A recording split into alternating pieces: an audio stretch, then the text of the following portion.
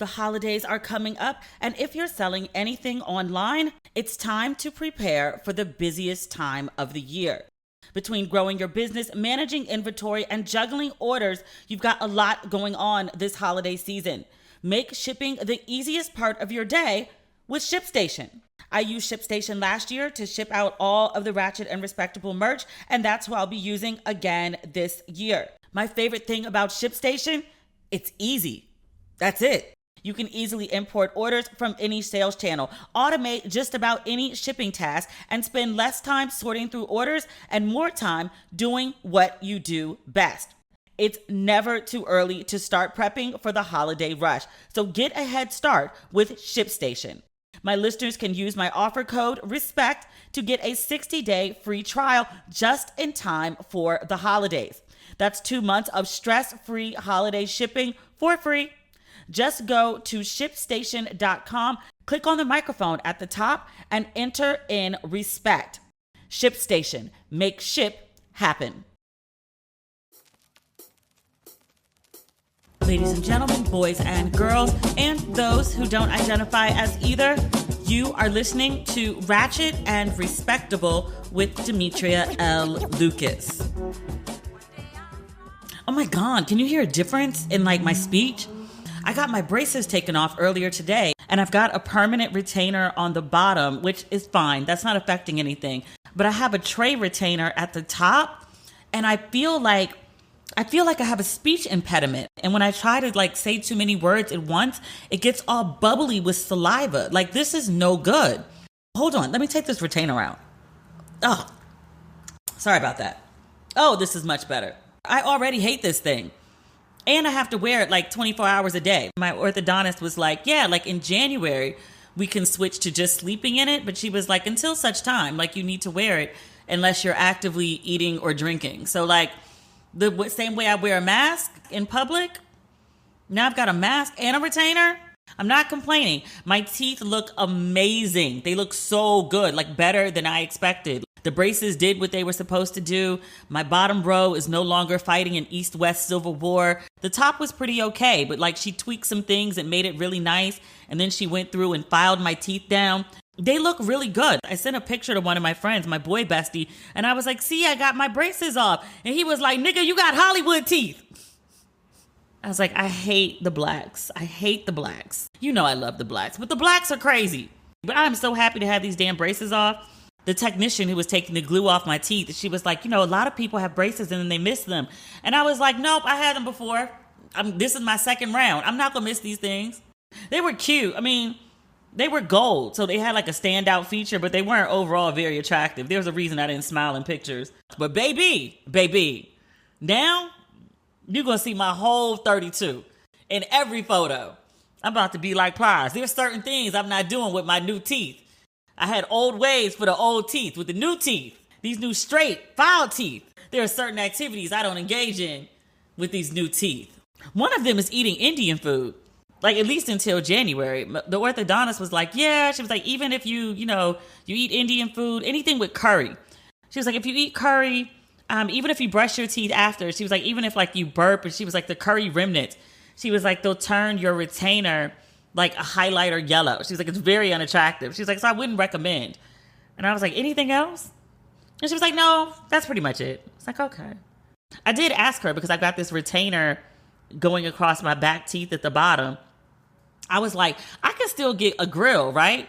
Which I was waiting for her to be like, Demetria, what? But apparently it's a really common question. And so she was like, yeah. She was like, if you go to in any halfway reputable place in LA, they're used to doing grills with retainers. And she was like, yeah, I made my own grill when I was in dental school. She was like, I lost it. She was like, I feel like I'm too old to have a grill now. And I was like, I'm pretty sure I'm older than you. If you could just get a grill. If you want a grill, get a grill. She was like, maybe. But I'm way too excited. I'm like, Demetria, did you really go get braces for 10 months just to put a grill in? It's not permanent. It's just for special occasions. When I go do hood rat shit with my friends, I like to wear a grill sometimes. I've always wanted one. I've never had one. So why not? But I'm quite happy to have these braces off.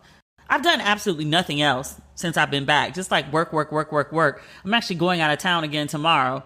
So I had to get a bunch of stuff out of the way before I left because hopefully I won't have to work at all on this vacation. I need to sort out my 2022 plans, because there's a bunch of stuff like up in the air. Contracts not signed, checks not deposited. So, it's a theory. It's not an application, but I need to figure out like what my life is about to look like. So hopefully I can sit on the beach and do that.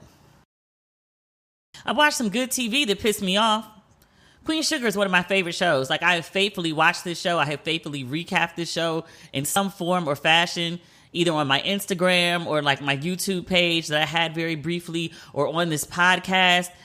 These characters piss me off. It's usually Nova who I'm screaming at. But right now, it's Ralph Angel. Remember when the season first started and Ralph Angel was having these money problems? I was like, I see where this plot is going. He's going to run out of money. The farm is in jeopardy because of these payday loans. And all the family got a bunch of money except him. I told you the money that Ralph Angel need is like Charlie's bag money. Like, he ain't really breaking the bank to ask Charlie for anything. I said the plot was going to twist and he was going to ask Aunt Vi for money. That's what I thought. Turns out it's worse. These are good writers. These are very good writers. Because I thought the worst that could happen was he was going to have to swallow his pride and ask Vi. But that was just a bad case scenario. The worst case scenario is he doesn't swallow his pride and he decides to return to a life of crime to provide for his family instead of asking his family members who would gladly help him given the circumstances. I saw somebody on Instagram and they were like, look, sometimes when you ask folks for the money, they want to remind you that you fell short and they had to come in and provide. Like, it feels like they're, holding you in prison. And I was like, look, feeling like you're being held in prison and actually being in prison are two different things. Ralph Angel's sorry ass. He's about to rob someplace and sat in the car and prayed to God to protect him as he robbed. And I was like, sir, if it's come to that, maybe you shouldn't be robbing. Maybe you should allow your wife, who was like, hey, I got this little stash of money I've been holding on to. Maybe we could use it because Lord knows we need it. And he was like, no, I don't want that money. Sir, that's legal tender. That you ain't got to rob nobody and be praying about not getting locked up again about. Man need what, like 10,000, maybe 20. Bag money. That's one of Charlie's Birkins. I'm so mad at Ralph Angel right now. And this is a testament to how good this show is, that I am legit upset at a fictional character on a TV show. Like, legit. Like, I was yelling at the screen the other night. I'm so upset. Speaking of people who are upset for no goddamn reason, there's a George Floyd statue that's up in Union Square in New York. It was previously in Brooklyn. The statue has been defaced a second time. I didn't even know that it was up in Brooklyn. I heard about the statue being defaced, which unfortunately, when I was in New York, I went to Union Square and the statues had just gone up and I didn't know to just wander over into the park to take a look at them and see. I really did want to see them. There's one of George Floyd. There's one of Breonna Taylor. There's one of Congressman and civil rights activist John Lewis. So I wanted to see them, but didn't. But I heard about them because the George Floyd statue was defaced. Second time overall, first time at the Union Square location. And I think the statue had only been up like 3 days. They've got CCTV footage of somebody going by on a skateboard and splashing paint onto the statue, which I didn't hear about the statues until the George Floyd one was defaced. But like, had I heard, I feel like my first reaction would have been like, I hope they're, I don't know, paint proof, like the trains. I don't know. I easily saw that being defaced.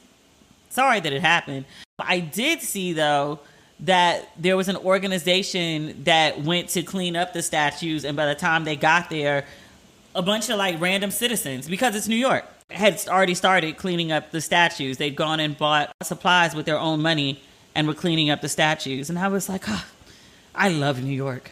I told you about the guy at the Met who, after the opera, he proposed to his girlfriend and he dropped the ring.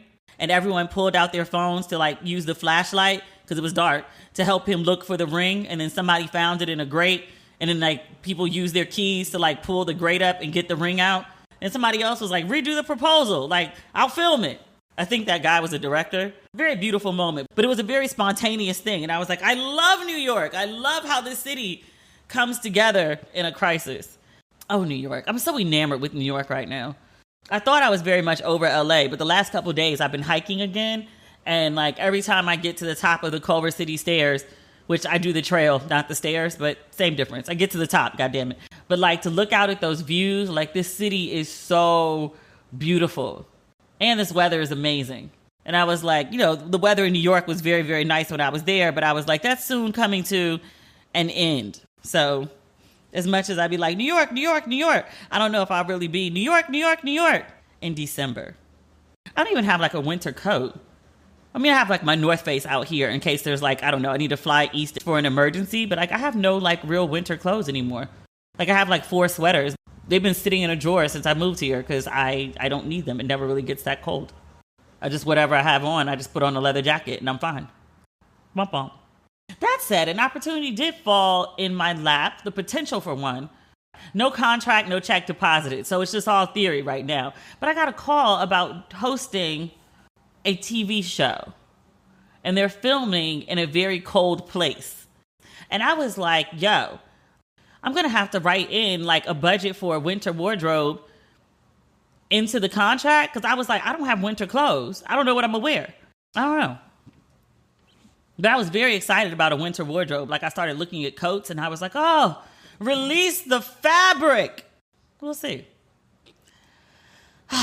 What's going on in good black news this week? Defacing a statue is not good black news.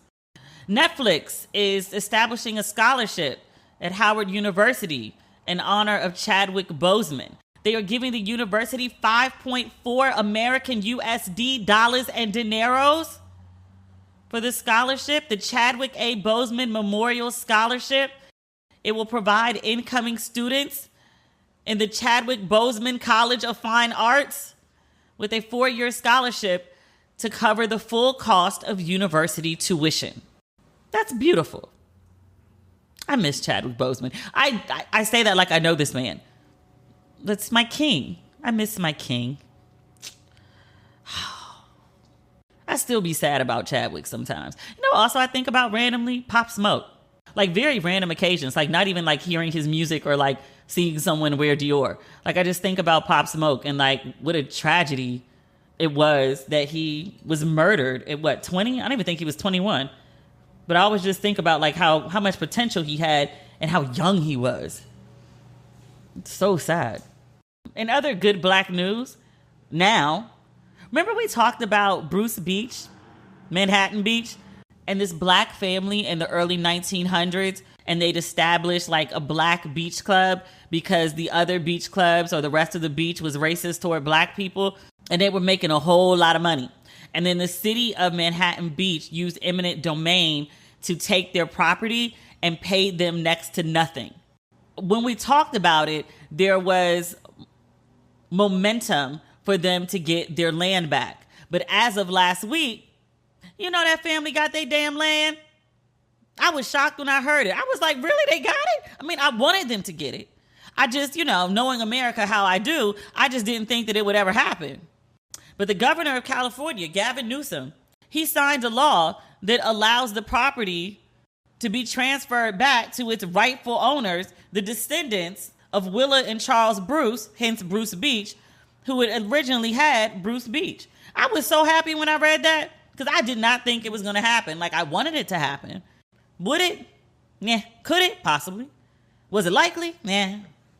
But I was so happy when I read that. I was like, good for these black folks. I'm very happy for them. Anthony Bruce, he's one of the descendants. He's 38. He's a great-great-grandson of the original Bruces. He called the property return, quote, a reckoning that has been long overdue. For me and the generations after, this would mean an inheritance and that internal security of knowing that I come from somewhere, that I come from a people. Damn.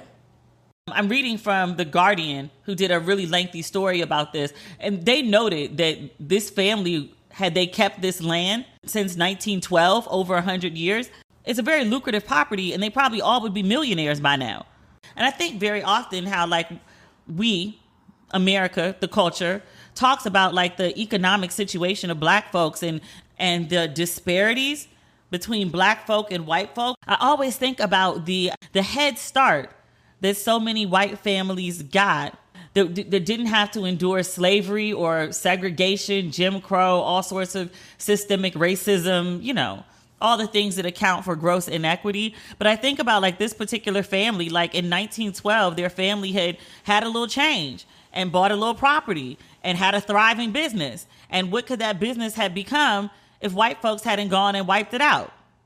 Like as the article points out, like you could have had a family of black millionaires, but you don't. But I think about that in terms of, I don't know, Tulsa or Chicago. When I was in Chicago, I went to an African-American museum. The name of it fails me. It's part of the Smithsonian. But there was an exhibit on a race riot. And it started because Chicago is very segregated. And there was basically a black beach section and a white beach section. And a black kid swam too far into the white section. And people started throwing rocks at him. And one of the rocks, or some of the rocks, hit him, injured him. And he was unable to continue swimming and drowned. And so the black folks got pissed about it. The police were called, and black folks were like visibly angry in a way that, this is what I was reading at the museum. They were like, black folks had really like taken a lot, and they really didn't organize and fight back and show anger.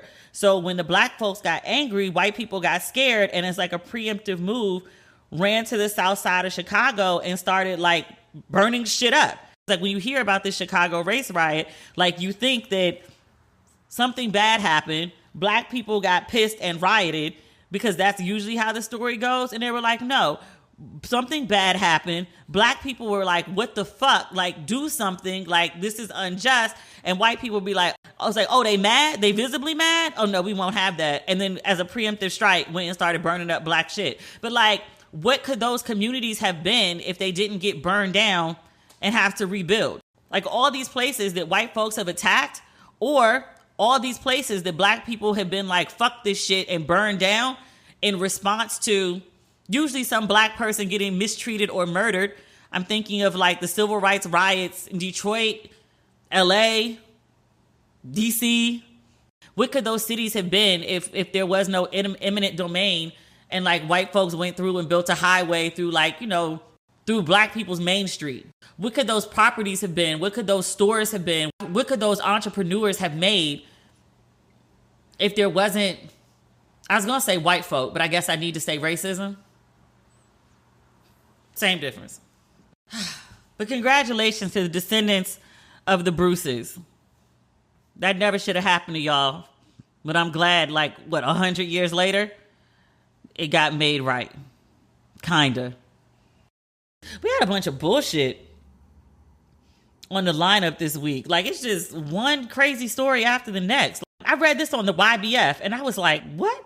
This black employee at Tesla was awarded $6.9 million in damages for emotional distress, which is a lot of money, right?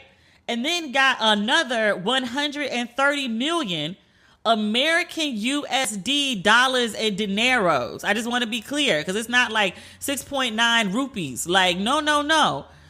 130 million American USD dollars and dineros and punitive damages.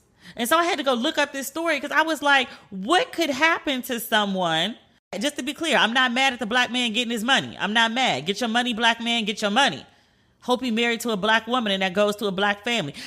You were thinking it. But I was like, what happened to this man? 6.9 is a lot of money. 130 million USD dollars and dineros is a lot of money. What could have happened at Tesla that a jury would award that much money? So I had to go look up the story. Owen Diaz, he's a former contracted elevator operator who worked at the Tesla plant between 2015 and 2016. He says he was harassed daily and faced daily racial epithets, including the N-word. He also said employees drew swastikas and left racist graffiti and drawings around the plant. This man must have had receipts on top of receipts next to receipts to get this outcome. My God, that poor man. And he only worked there for a year? $137 million. Sir could live off the interest. He ain't never got to work again. Neither do the kids. If they manage that money halfway right, I hope they got a good accountant. But damn. In case you think this is a one-off situation, earlier this year in May, in comparison to the story we just talked about, this sounds low, but it's not. Tesla had to pay more than $1 million over similar allegations to another factory worker. This guy said coworkers called him racial slurs and supervisors ignored his complaints. Tesla got a goddamn problem. Tesla's public response, they gave it in response to Owen Diaz, the guy who had the case about what happened in 2015 and 2016. Tesla said, quote, "We have come a long way from 5 years ago." Have you? Because you just paid out $1 million in May. He said, "We continue to grow and improve in how we address employee concerns. Occasionally we'll get it wrong." Occasionally? Or on a regular basis? And when that happens, we should be held accountable. Y'all got a problem at Tesla. More than half of Americans are on a high deductible health insurance plan, on the hook for thousands of dollars of deductibles, copays, and sky-high premiums. You either go uninsured or pay through the nose for a high deductible plan with questionable coverage, all because of a broken healthcare system. CrowdHealth is here to help. CrowdHealth is a community of people who are tired of paying for a broken health system. It isn't health insurance. It's a better way to pay medical expenses. CrowdHealth is a place where you can get a simple, flexible, and affordable way to pay for your health care. Being in the CrowdHealth community can save hundreds of dollars monthly and put thousands of dollars back in your pocket. Now, what I love most about CrowdHealth is the community of health-conscious members who want to get and stay healthy in return for lower prices. CrowdHealth gets rid of the insurance middleman and passes the savings to its members. 100% of your monthly membership pays for actual healthcare costs, helping the whole CrowdHealth community stay healthy while keeping more money in your pocket.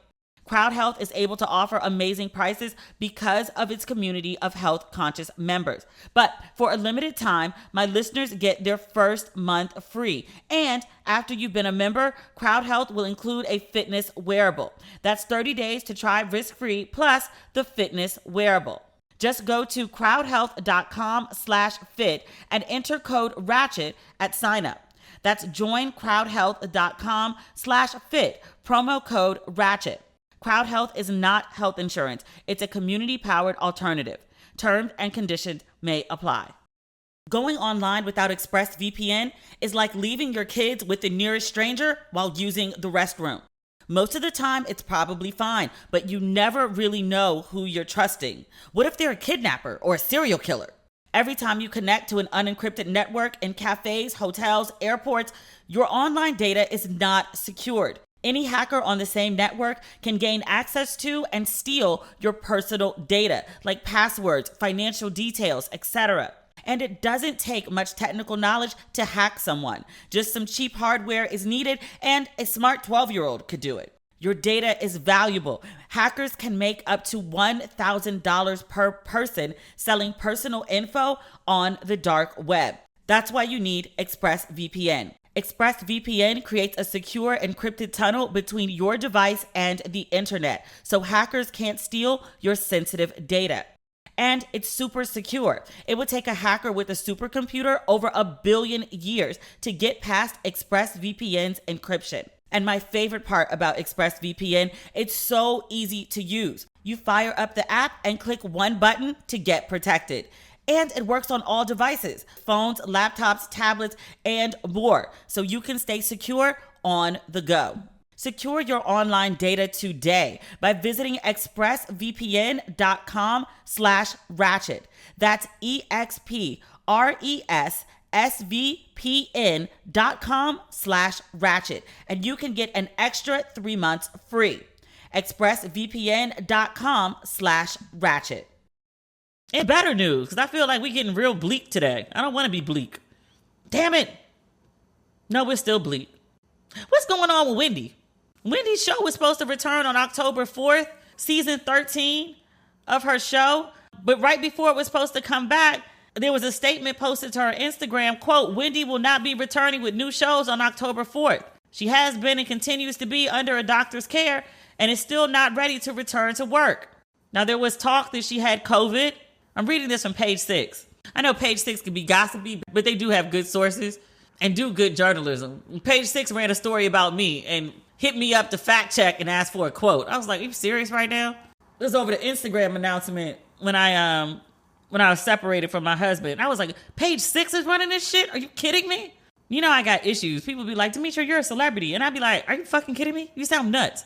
And then like I go places and people start like shaking and crying in the street. And I'm like, wait. I literally had a revelation on Sunday. My, what is he? Him. He drove me to the airport and I had this whole like meltdown. And I was like, yo, I think I might be like a celebrity. And he was like, today? You had this revelation today? Not like, I don't know, 10 years ago? I was like, no, like, it's just, no, it's not. And I was like, I'm not. Because like, I have friends that have like millions of followers on Instagram. Like, it's no, like, it's not. Like, they're on like TV shows and no, it's not. And he was like, yeah, like, you write books, you've been on TV shows, you're like a contributor on CNN and Good Morning America, like you executive produce films, you have a podcast, it's like in the iTunes top 200 in the whole country. Like you don't think maybe, possibly, no, just today, maybe? I was like, when you put it like that, okay, maybe I'm like a C-list celebrity. I don't know, that shit's weird. Even just saying it out my mouth sounds weird. This is a whole sidebar, I'm sorry. But this podcast became super popular during the pandemic. And so I haven't really been outside until like, I don't know, a couple months ago to like gauge people's reactions to me, if there was one. I know what the reactions are to the podcast because of the numbers, but like the reaction to me, I wasn't expecting. But like when I was out and about in New York, which is still like my largest market, like I was like, oh shit. Like people were like freaking out and I was like, oh, who's here? Like I'm looking around like, who are we looking at? And I was like, oh shit, they like running towards me. That's wild. It's different. It's different from when I was on TV or like the books or even like the YouTube stuff, because that would go viral. But like this is very different. Like I'm not mad at it. It's just new. Work with me. I know people are like, Demetria, it's been 10 years. Are you fucking kidding me? It takes some people longer to accept things than others. Stay with me. Him was like, you're on the Ebony 100. I was like, are you making a point? Speaking of the Ebony 100, we're going to circle back to Wendy, I promise, right?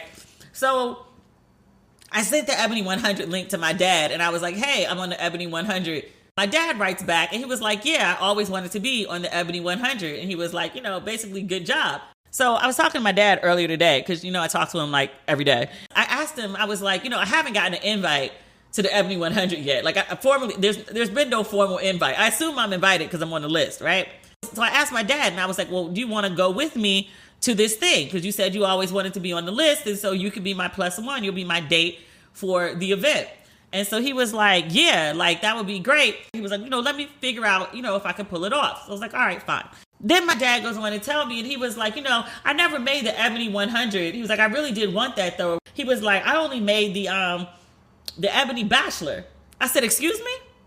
And he was like, yeah, I was one of the hottest bachelors in the nation in Ebony. And I was like, I vaguely remember this story. So I was like, what year were you the Ebony Bachelor? Because this is fascinating information. He was like, oh, 1976. I said, sir, that's the year you got married. I said, how you going to be the Ebony Bachelor when you got a whole wife? Like, that's not right. And he was like, no. My parents met and got married in the same year. They just celebrated their 45th anniversary. They are a testament to like, when you know. So he was like, no, like I did the interview, we did the photo shoot. And he was like, by the time the issue ran, I met your mom. But he was like, nah, I wasn't out there like that. And I was like, good. Because I was like, your story was a little fugazi. It was sounding a little suspect. And he was like, nah. And I was like, all right, daddy. About to be in trouble like 45 years later. But that's not the point. The point is I want Wendy to come back. I hope Wendy's okay. Sometimes the way that I talk about things like sounds like very flippant, but I genuinely hope Wendy's okay. And I think when I spoke about this before, I was like, look, I don't always agree with Wendy, But like, I want Wendy to come back so I can like, disagree with her another good time. I don't want Wendy down on her health or her luck or anything else. Wendy be on my nerves sometimes, but I like Wendy. Sometimes I'd be like, I'm so sick of Wendy. But then as soon as some wild shit happened, I'd be like, ooh, I wonder what Wendy about to say about that. That was the story last week. Yesterday, this is also on page 6. They ran an update on this story. They were talking about this Nick Cannon show possibly replacing Wendy's show, which is very ironic because you remember, I think the idea of Nick Cannon getting his own show was because he did so well the last time Wendy was sick. Nick Cannon was one of the hosts and he did like an amazing job. Like everyone loved Nick Cannon. So people were like, oh, like Nick Cannon should have a show. But Nick Cannon's been talking a lot about his show. He's been promoting his show. Lord knows, you know what? Let me stop because I was about to say Lord knows he needs a job because he has all these kids. But let me acknowledge that Nick Cannon stays with a job. And let me acknowledge again his celibacy, which, it probably should have came sooner, but better late than never. I appreciate the measures that he is taking to practice better penis management. I talk about people when they fucking up. I also want to talk about people when they doing right. I like to have some fair and balanced coverage. But according to page 6, executives have been talking. This is from an anonymous source. They say they're keeping a close eye on Williams' recovery and hoping for the best, but they've pushed back her show premiere several times, and so they're already thinking of a backup plan. So Nick Cannon is their backup plan. He has a major platform and a huge fan base, so it's an easy win. So this article still says that Williams is battling health issues. They also have a quote from someone that's just like, honestly, Wendy's just over it. She's over the talk show. It's been 13 seasons. The show is only set to air through the 21-22 season, and there's no decision beyond that, but she could very well walk away. I want Wendy to be in good health. Wendy got coin, even though she had to run her ex-husband a whole lot of coin. I know that hurt. But Wendy has good coin. If Wendy don't want to do this shit no more, then Wendy shouldn't do it. Wendy should find out what else she wants to do, or maybe Wendy just becomes like a lady of leisure. Maybe she becomes a philanthropist. Maybe she rests on her laurels. But I want Wendy to be okay. Wendy's had hard times. I want Wendy to have good times again. There's much more to nutrition than calories. Your diet plays a huge role in your microbiome, which in turn impacts your mental and physical well-being. The science is clear. A healthy gut microbiome with the good bacteria that help our bodies process food is key to a healthy lifestyle. But now we're learning about the connection between your gut microbiome health and type 2 diabetes. Pendulum Glucose Control is the first and only medical probiotic that's designed to manage A1C and blood glucose levels through the health of your microbiome. With Pendulum Glucose Control, you can learn to manage your diabetes naturally. Over time, people with type 2 diabetes lose the gut bacteria that help digest fiber and manage our blood glucose levels. For those with type 2 diabetes, diet and exercise alone are often not enough to manage it. The best approach emphasizes diet, exercise, and a healthy gut microbiome. This connection has been widely recognized by leading scientists studying diabetes, including the American Diabetes Association, the Mayo Clinic, Johns Hopkins, and others. Pendulum's team of scientists, doctors, and innovators isolated the unique strains of beneficial gut bacteria that help people with type 2 diabetes manage their blood sugar levels. They've isolated one keystone strain, Akkermansia, that is now available to purchase. Pendulum is the only place to find this highly sought-after strain. It's formulated and bottled in the U.S. with the highest safety and quality standards. Non-GMO, project verified. Take control of your glucose levels today. Try Pendulum Glucose Control for 90 days. If you're not satisfied with your levels, you'll get your money back. Visit pendulumlife.com to find out more and use promo code RATCHET for 20% off your first bottle of membership. That's pendulumlife.com. Promo code RATCHET. The holidays are coming up, and if you're selling anything online, it's time to prepare for the busiest time of the year. Between growing your business, managing inventory, and juggling orders, you've got a lot going on this holiday season. Make shipping the easiest part of your day with ShipStation. I used ShipStation last year to ship out all of the Ratchet and Respectable merch, and that's what I'll be using again this year. My favorite thing about ShipStation, it's easy. That's it. Figuring out the best way to ship orders can be frustrating and confusing. ShipStation makes it quick, easy, and convenient. You can easily import orders from any sales channel, automate just about any shipping task, and spend less time sorting through orders and more time doing what you do best. ShipStation integrates all selling channels into one simple dashboard, so you can seamlessly connect carriers, print shipping labels, and get products out the door fast. Over 100,000 sellers use ShipStation in their business. It's never too early to start prepping for the holiday rush, so get a head start with ShipStation. My listeners can use my offer code RESPECT to get a 60-day free trial just in time for the holidays. That's 2 months of stress-free holiday shipping for free. Just go to ShipStation.com, click on the microphone at the top, and enter in RESPECT. ShipStation. Make ship happen. Last but not least, we talked about this briefly last week. When I was in New York, when I was walking around, I kept seeing the covers of, I guess like the Daily News or the New York Post. There was this explosive article about racism in the New York Fire Department. And I don't know why I was shocked. Like, I should never, we live in America. I should never be shocked when racism pops up somewhere. But I have been having good and warm feelings about firefighters, particularly the FDNY, after watching all that coverage of 9/11. Like, the firefighters, they lost so many people. Like, there were all these stories of just like acts of heroism that I wouldn't have done. I'm not running toward the burning building. I'm not running up 80 flights of stairs, even without carrying anything. That's never going to happen. I mean, I'll do it on a Stairmaster, but I'm not doing it for life-saving, maybe to save my own life, but to go save others, I'm just letting you know who I am. Maybe to save my child or a family member. But then I also would be like, what your ass doing up there? Why you ain't follow me when I ran? Still, I had warm feelings toward the firefighters. I watched that Spike Lee documentary, which talked to a lot of the black firefighters. I don't think I realized there were that many black firefighters in the FDNY. If you've not seen the Spike Lee documentary it's on HBO Max, but it's about everything from 9/11 to coronavirus. Actually, it's mostly about New York City, but they had a really good segment on like black firefighters, including women as firefighters. But I had been having these warm feelings towards firefighters until I saw these headlines. And one of the quotes, I want to say from the fire commissioner, was like, yeah, like we failed at our job, which is what made me pay attention. And I was like, well, what did they do? What could it be? So I went and pulled up this story from the New York Times.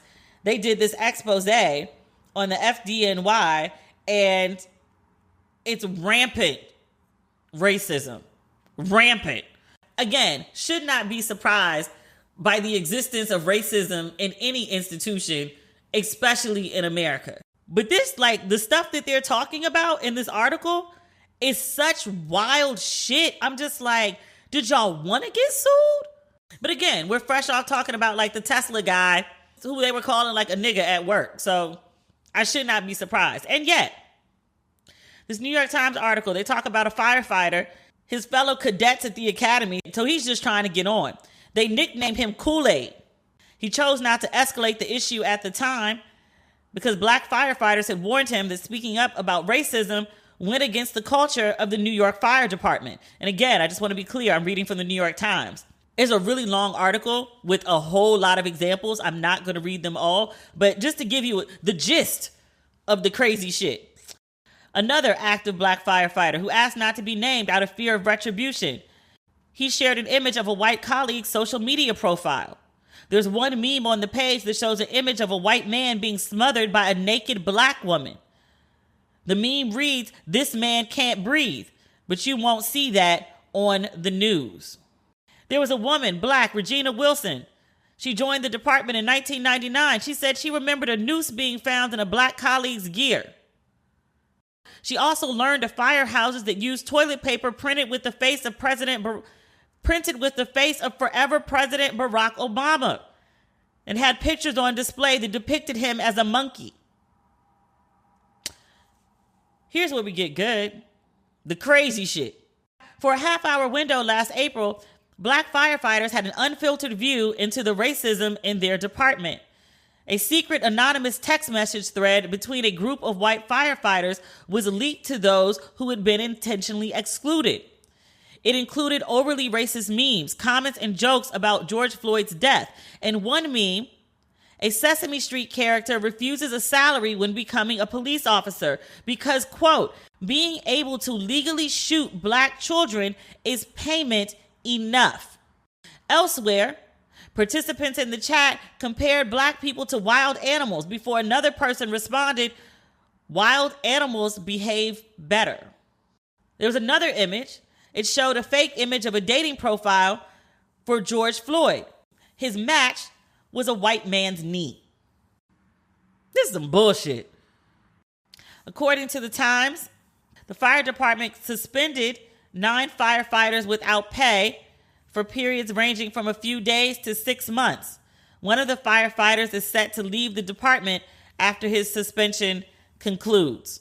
A spokesman for the fire department said that these punishments are the most severe discipline ever handed down in the history of the department. That's it. The Times notes that black firefighters feel that the FDNY, quote, fell far short of addressing what they see as deeply rooted problems in a department that has struggled for decades to improve its culture and that leaders acknowledge has tolerated racism, sexism, and harassment. That's crazy. I'm wondering though, like, where's the 137 million for these workers? Because this shit is crazy. I mean, not to say that what happened to the guy at Tesla was any less crazy, but old sir over there, Mr. Diaz. They look up and see if Mr. Diaz is single, because Mr. Diaz is sitting on a lot of money. I was like, sir, I could Marjorie Harvey the hell out of your life. But where's the payout for these people? Where's the coins? Cut the check. Cut the check. Where are the coins for these people? For their pain and suffering? That's wild. That's wild. All right, boys and girls and them and they. That's our episode for today. I'll be back next week. At least I'll be back on the podcast. I won't be back in the country, but I'll be back. All right, we'll talk again soon. Have an awesome weekend. You know the rules. Do wild shit. Just don't post it on the internet. Or don't complain about people being in your business if you do. I'm just saying.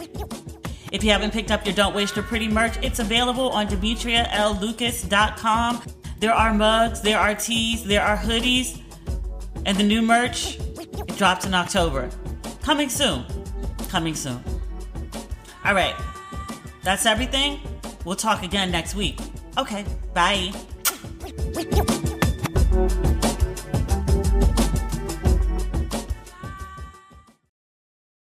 The holidays are coming up, and if you're selling anything online, it's time to prepare for the busiest time of the year. Between growing your business, managing inventory, and juggling orders, you've got a lot going on this holiday season. Make shipping the easiest part of your day with ShipStation. I used ShipStation last year to ship out all of the Ratchet and Respectable merch, and that's what I'll be using again this year. My favorite thing about ShipStation, it's easy. That's it. Figuring out the best way to ship orders can be frustrating and confusing. ShipStation makes it quick, easy, and convenient.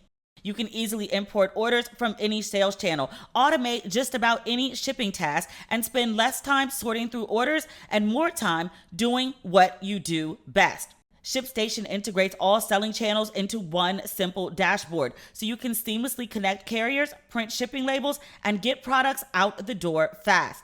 Over 100,000 sellers use ShipStation in their business. It's never too early to start prepping for the holiday rush, so get a head start with ShipStation. My listeners can use my offer code RESPECT to get a 60-day free trial just in time for the holidays.